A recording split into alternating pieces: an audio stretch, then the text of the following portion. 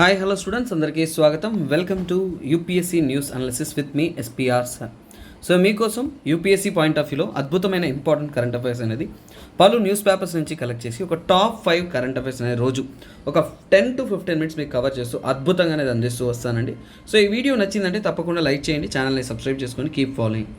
Small saving schemes పట్ల ఒక new initiative అనేది తీసుకొచ్చారు. సో దాని గురించే మనము చూడబోతున్నాం. గవర్నమెంట్ ఆఫ్ ఇండియా ఏంటంటే రీసెంట్గా వచ్చేసి rates for the small saving instruments, ఈ స్మాల్ సేవింగ్ ఇన్స్ట్రుమెంట్స్ అంటే ఏంటి, వాటి గురించి మనం తెలుసుకోవాలి. సో రీసెంట్గా వచ్చేసి దాని యొక్క రేట్స్ అనేది హైక్ చేయడం అనేది జరిగింది. సో ఇప్పుడు మనకు అర్థం అవ్వాల్సింది ఏంటంటే ఎగ్జామ్ పాయింట్ ఆఫ్ వ్యూలో అసలు స్మాల్ సేవింగ్ స్కీమ్ అంటే ఏంటి, దాని యొక్క ప్రాముఖ్యత ఏంటి, ఎవరి మీద ఎక్కువ ప్రభావం పడుతుంది. చూడండి, స్మాల్ సేవింగ్ ఇన్స్ట్రుమెంట్స్ అంటేనే మీకు పేరులో అర్థమవుతుంది చిన్నపాటి మనము అమౌంట్ని సేవ్ చేసుకోవడానికి. ముఖ్యంగా రెగ్యులర్ సేవింగ్ అంటే ప్రజలు రెగ్యులర్గా సేవింగ్ అనేది అలవాటు చేసుకోవడానికి ఇలాంటి ఒక పద్ధతిని మనం తీసుకొస్తూ వస్తున్నాం. ఫర్ ఎగ్జాంపుల్ అంటే set of saving instruments manage central government. ఇప్పుడు ఎవరైతే సిటిజన్స్ ఉన్నారో వయసు ఇలాంటి రెగ్యులారిటీ ఏమీ లేకుండా ఏ వయసు వారైనా సరే అమౌంట్స్ని కొంత మాత్రం రెగ్యులర్గా సేవ్ చేసుకునే అవకాశాన్ని అలవాటు చేసే విధంగానే ఈ స్మాల్ సేవింగ్ ఇన్స్ట్రుమెంట్స్ అనేది గవర్నమెంట్ తీసుకొచ్చిందనమాట.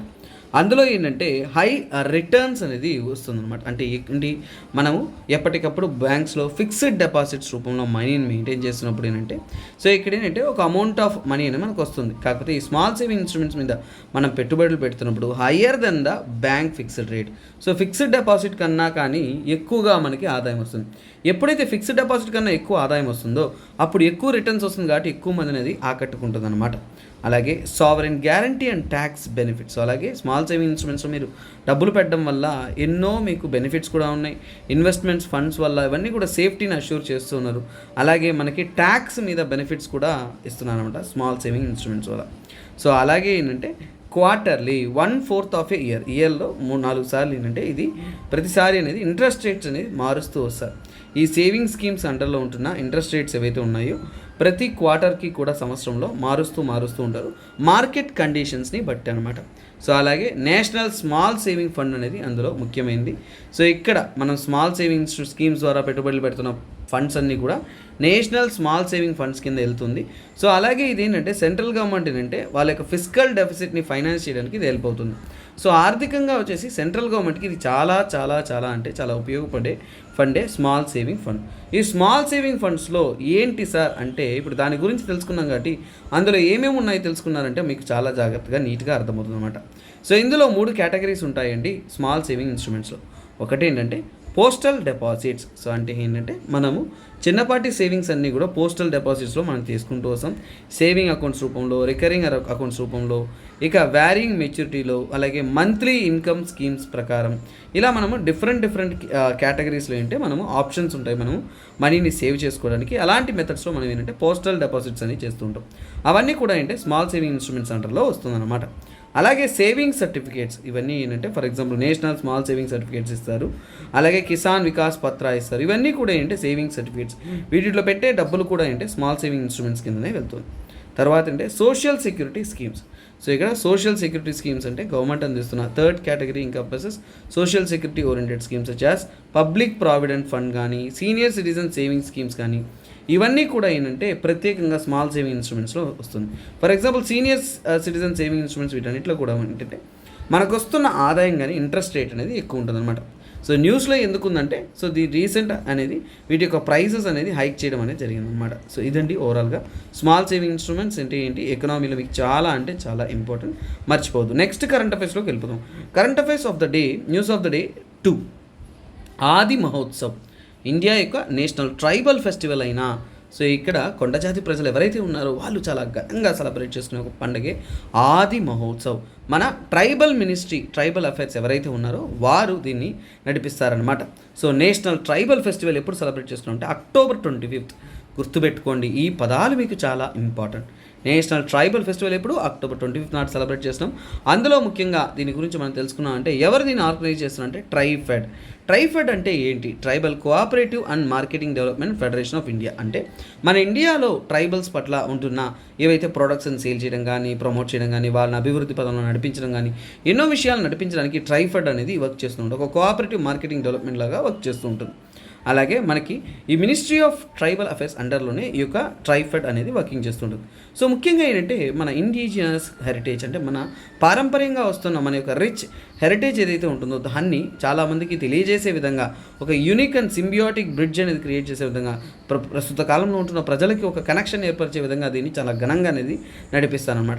సో ఇందులో అద్భుతమైన వాళ్ళ యొక్క కల్చర్ని, ఇండియన్ ట్రైబల్ కల్చర్ని, వాళ్ళు చేసిన వస్తువులను, క్రాఫ్ట్స్మెన్ని, ఇంకా ట్రెడిషన్స్ని, అలాగే వాళ్ళ యొక్క ఎకనామీని బిల్డ్ చేసే విధంగా డైవర్స్ విషయాల్ని షోకేస్ అనేది చేస్తూ ఉంటారు. అంటే అద్భుతంగా అనేది పోర్ట్రే చేస్తారు. ఇది మాత్రమే కాకుండా వాళ్ళు చాలా అద్భుతమైన హ్యాండీక్రాఫ్ట్స్, హ్యాండ్లూమ్స్, అలాగే పాటరీ, జ్యువెలరీ, ఇంకా చెప్పాలి అంటే ఆది మహోత్సవంలో భాగంగా ముఖ్యంగా వాళ్ళు ట్రైబల్లో పండించిన మిల్లెట్స్ ఏవైతే ఉన్నాయో, ధాన్య వగైరా ఏవైతే ఉన్నాయో వాటిని కూడా ఏంటంటే వాళ్ళు పోర్ట్రే చేయడం జరిగింది. సో దీని ద్వారా ఏంటంటే ప్రపంచానికి కూడా, మన దేశానికి కూడా, చాలా ప్రజలకి ఏంటంటే ట్రైబల్ యొక్క ప్రాముఖ్యతను, అందులో ఉంటున్న అద్భుతాన్ని, అలాగే వాళ్ళ యొక్క లైఫ్ స్టైల్లో నేర్పించిన సస్టైనబుల్ అండ్ హెల్తీ అగ్రికల్చర్ ప్రాక్టీసెస్ని ప్రజలకు, సమాజానికి వాళ్ళు తెలియజేస్తున్నారు అనమాట. సో అలాగే ఈ యొక్క ట్రైఫెడ్ గురించి తెలుసుకుందామండి.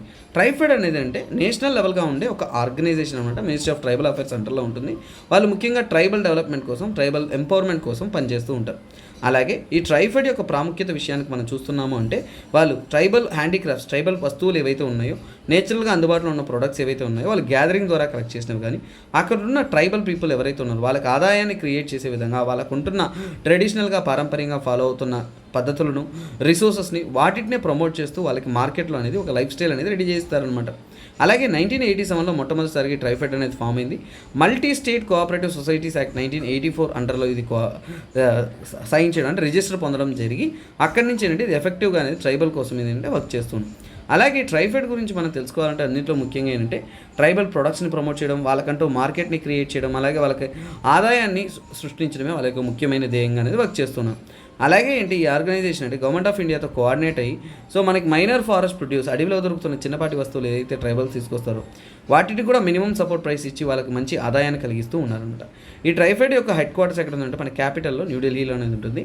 ముఖ్యంగా ట్రైబల్ వెల్ఫేర్ కోసం వీళ్ళు వర్క్ చేస్తుంటారు. సో ఇదండి మనం తీసుకున్న ఆది మహోత్సవ్ మరియు ట్రైఫెడ్ గురించి. నెక్స్ట్ అద్భుతమైన కరెంట్ అఫైర్స్ నెంబర్ 3కి వస్తున్నాం. సో ఇక్కడ చూద్దాం. థాలియం అనేది రీసెంట్గా న్యూస్లో ఉంది. ద ప్రిజనర్స్ పాయిజన్ అని చెప్తారు. సో అంటే ఏంటి అని మనం తెలుసుకుందాం. రీసెంట్గా అగ్రికల్చర్ సైంటిస్ట్ అనే వాళ్ళంటే సైంటిఫిక్ నాలెడ్జ్ అంటే select the thallium for the poisoning in her in laws and here's what you need to know about the element. So ఇక్కడ ఏంటంటే రీసెంట్గా ఏంటంటే ఒక అగ్రికల్చర్ సైంటిస్ట్ అనేది తన సైంటిఫిక్ నాలెడ్జ్తో ఈ థాలియం అనేది అంటే వాళ్ళ యొక్క ఇన్లాస్ అంటే వాళ్ళ యొక్క కుటుంబంలో విషయంలా ఉపయోగించారు, పక్కన పెడతాం, అవన్నీ మనకు అడగలేండి. బట్ ఇక్కడ థాలియం అంటే ఏంటి, దాని యొక్క ముఖ్యత్వం అంటే ఏంటో తెలుసుకుందాం. సో థాలియం అనేది ప్రపంచవ్యాప్తంగా ప్రిజనర్స్ పాయిజన్ అని కూడా పలుకబడుతుంది అనమాట. సో ఇది ముఖ్యంగా సర్ విలియం క్రూక్స్ అనేవారు 1861లో ఫైండ్ అవుట్ అని చేశారు. ఇది గ్రూప్ 30కి చెందిన ఇల్లా ఆర్ బోరాన్ గ్రూప్కి చెందిన ఒక ఒక కెమికల్ అనమాట. సో ఇక్కడ ఏంటంటే ఈ థాలియం అనేది డార్క్ హిస్టరీ ఆఫ్ యూస్ అంటే ముఖ్యంగా ఏంటంటే దీన్ని ఎలుకలు చంపడానికి ఇంకా ఇతర వాటికి మనం ఉపయోగిస్తాం. ఎందుకంటే దాన్ని తిన్నారంటే వెంటనే పోతారనమాట. సో అందువల్ల ఇది చాలా డేంజరస్. సరే దీని యొక్క ప్రాపర్టీస్ తెలుసుకున్నామంటే టేస్ట్లెస్ అండ్ ఆర్డర్లెస్, ఎటువంటి స్మెల్ ఉండదు, ఎటువంటి రుచి ఉండదు. సో రుచి, రంగు, చిక్కదనం అవి ఏవి ఉండదండి, అదే చెప్తాను అనమాట. సో ఇది ముఖ్యంగా ఏంటంటే పాయిజన్స్లో అక్కడ ఏంటంటే పాయిజన్గా అనేది ఎక్కువగా ఉపయోగిస్తుంటారు. అలాగే చాలా సాఫ్ట్ అండ్ లో మెటల్గా అనేది ఉంటుంది, చాలా సాఫ్ట్గా, హెవీగా, అలాగే లో మెల్టింగ్ పాయింట్తో ఉంటుంది. కాబట్టి చాలా వరకు టెన్సైల్ అంటే చాలా ఈజీగా అనేది ఉంటుంది. అలాగే ఇందులో అద్భుతం ఏంటంటే ఇది వాటర్లో సాల్యుబుల్ కాదు. ఇన్సాల్యుబుల్ అంటే థాలియం అనేది వాటర్లో సాల్యుబుల్ కానే కాదు. బట్ అలాగే ఏంటంటే ఎవరైనా కానీ మనుషులను చెప్పడానికి ఇది వాటర్లో కానీ వాడారు అంటే మనకి ఈజీగా అనేది తెలిసిపోతుంది అనమాట, ఎందుకంటే కరగదు కాబట్టి. అయితే కెమికల్ రియాక్టివిటీ తీసుకున్నామంటే ఇది చాలా వరకు హైడ్రోక్లోరిక్ యాసిడ్లో, అలాగే డైల్యూట్ సల్ఫ్యూరిక్ యాసిడ్లో, అలాగే నైట్రిక్ యాసిడ్లో అంటే కొద్దిగా కరిగిపోతుంది. అంటే యాసిడ్ వస్తువుల్లో ఇది ఈజీగా కరిగిపోతుంది అనమాట. అలాగే నేచురల్గా అనేది ఇది ఎక్కువగా అనేది మనకి ఎర్త్ యొక్క క్రస్ట్లోని ఉపరితలం మీద ఎక్కువగా దొరుకుతుంది.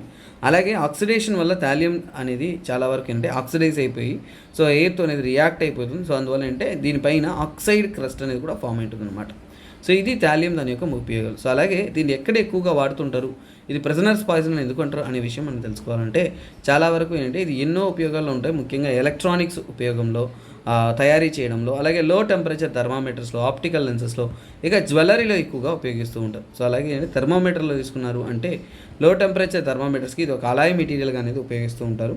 ఇంకా తీసుకున్నారంటే ఆప్టికల్ లెన్సెస్, సో అద్దాలకు వాటికి ఏంటంటే ఇవన్నీ కూడా ఏంటంటే హై క్వాలిటీ గ్లాసెస్ని తయారు చేయడానికి, వాటికి లెన్సెస్ని రెడీ చేయడానికి వాటికి హెల్ప్ అవుతుంది అనమాట. ఎలక్ట్రానిక్ రూట్స్లో కూడా ఏంటంటే ఎలక్ట్రానిక్ ఇండస్ట్రీలో ఇది సెమీ కండక్టర్స్ అండ్ ఫోటో సెల్స్తో ముఖ్యంగా ఏంటంటే ఎక్కువగా ఉపయోగిస్తూ ఉంటారు. దిస్ ఇస్ వాట్ థాలియం అండి. దాని గురించి చెప్తున్న కొన్ని విషయాలు. సో నెక్స్ట్ థాలియం అంటే ఏంటో తెలిసింది కాబట్టి సో మన యొక్క నెక్స్ట్ కరెంట్ అఫేర్స్లోకి వెళ్తాం. ప్రధానమంత్రి అనుసూచిత్ జాతి అత్యుత్తయ్ యోజన పిఎం అజయ్ అనేది ఏంటి? ముఖ్యంగా షెడ్యూల్ క్యాస్ట్ ప్రజలు ఎవరైతే ఉన్నారో వారి యొక్క ఆర్థిక సామాజిక పరిస్థితులను అభివృద్ధి చేసే విధంగా తీసుకొచ్చిన ఇనిషియేటివే ప్రధానమంత్రి అనుసూచిత జాతి అభ్యుదయ్ యోజన. సో ఏజేఏవై అంటారు. ఇది 2021-2022లో తీసుకొచ్చిన ఒక ఇనిషియేటివ్. ముఖ్యంగా షెడ్యూల్ కమ్యూనిటీ వాళ్ళకి, షెడ్యూల్ క్యాస్ట్ ప్రజలు ఎవరైతే ఉన్నారో వాళ్ళకి ఏంటంటే సో గవర్నమెంట్ అనేది ఓవరాల్గా అప్లిఫ్ట్మెంట్ అందించడం. ఇందులో ఎలా సార్ ఓవరాల్గా ఇస్తారంటే సెంట్రల్ గవర్నమెంట్ తరఫు నుంచి అందిస్తున్న స్కీమ్స్ ఏవైతే ఉన్నాయో వాటన్నింటిని ఒకటి చేసి వాళ్ళ యొక్క అభివృద్ధి కోసం పనిచేస్తారనమాట. అందులో ప్రధానమంత్రి Adarsh gram Yojana, special central assistance to schedule caste sub plan SCA and SSCP అంటారు. తర్వాత బాబు జగ్జీవన్ రామ్ ఛత్రవాస్ యోజన BJRCY, ఇవన్నీ కూడా సెంట్రల్ గవర్నమెంట్ తరఫు నుంచి అందిస్తున్న యోజన. వాటన్నింటినీ కలిపి ఒకటిగా అనేది అందించుకున్నాం. సో ముఖ్యంగా ఏంటి వీళ్ళ యొక్క ఉద్దేశం అంటే చూడండి, షెడ్యూల్ క్యాస్ట్ కమ్యూనిటీ వాళ్ళ యొక్క ఆర్థిక స్థాయిని పెంచడం, వాళ్ళని పవర్టీ నుంచి ఎలివేట్ చేయడం, ఎక్కువగా ఉద్యోగ అవకాశాలు, ఎంప్లాయ్మెంట్ జనరేట్ చేయడం, స్కిల్ని డెవలప్ చేయడం, ఇన్కమ్ జనరేట్ చేసే స్కీమ్స్తో వాళ్ళని కోఆర్డినేట్ చేసుకోవడం. అలాగే మనకి సామాజిక ఆర్థిక పరిస్థితుల్లో ఏంటంటే ఓవరాల్గా ఇండియాలో అన్ని కమ్యూనిటీస్ వాళ్ళని డెవలప్ చేయాలి. కాబట్టి ముఖ్యంగా SC కమ్యూనిటీ ఎవరైతే ఉన్నారో వారికి కావాల్సిన SCs డామినెంట్గా అంటే ఎక్కువగా ఉంటున్న ప్రజల ప్రాంతం ఏదైతే ఉందో వాళ్ళకి తగినటువంటి ఇన్ఫ్రాస్ట్రక్చర్ కానీ సర్వీసెస్ అన్నీ కూడా అందించడానికి గవర్నమెంట్ అనేది నిర్ణయాలు తీసుకుంది అనమాట. సో అలాగే ఏంటంటే ఆదర్శ్ గ్రామ్ అంటే ఏంటి? సో ఇక్కడ ముఖ్యంగా ఏంటంటే SC మెజారిటీ ఉంటున్న గ్రామాలు ఏవైతే ఉన్నాయో వాటిని అంటే ఒక ఎగ్జాంపుల్ విలేజెస్ లాగా, మోడల్ విలేజ్ లాగా తీర్చిదిద్దే విధంగా దానికి తగినటువంటి డెవలప్మెంట్ కానీ, ఇన్ఫ్రాస్ట్రక్చర్ కానీ, ఇంకా ఆ సామాజిక ఆర్థిక పరిస్థితులు పెరగడానికి కావాల్సిన చర్యలు కానీ వాటిని తీసుకుంటారు అనేది క్లియర్గా చెప్పారు. సో అలాగే అంటే grant in aid for projects. So ఇప్పుడు ఈ యొక్క PMAJAI స్కీమ్ ఏదైతే ఉంటుందో దానికోసం ఏంటంటే సో చూడండి డిస్ట్రిక్ట్ అండ్ స్టేట్ లెవెల్లో కూడా ప్రాజెక్ట్స్ కోసం ఏంటంటే ఫండింగ్స్ అనేది ఇవ్వడం అనేది జరిగింది. సో అలాగే ఏంటంటే ముఖ్యంగా ఏంటంటే SC మెజారిటీ కమ్యూనిటీస్ని వీళ్ళు కాన్సన్ట్రేట్ చేస్తున్నారు. సో ఈ ఆదర్శ గ్రామం కాన్ఫరెన్స్ని వాళ్ళు సక్సెస్ చేయడానికి. అలాగే కాంప్రహెన్సివ్ లైవ్లీహుడ్ ప్రాజెక్ట్స్. సో ఇది మొత్తానికి ఏంటంటే సో చాలా వరకు ఏంటంటే ఎవరైతే ఇక్కడ వెనకబడిన వర్గాల వారు ఉన్నారో వారి యొక్క ఆర్థిక పరిస్థితులను, సామాజిక పరిస్థితులను మెరుగుపరిచే విధంగానే తీసుకుంటున్నారు.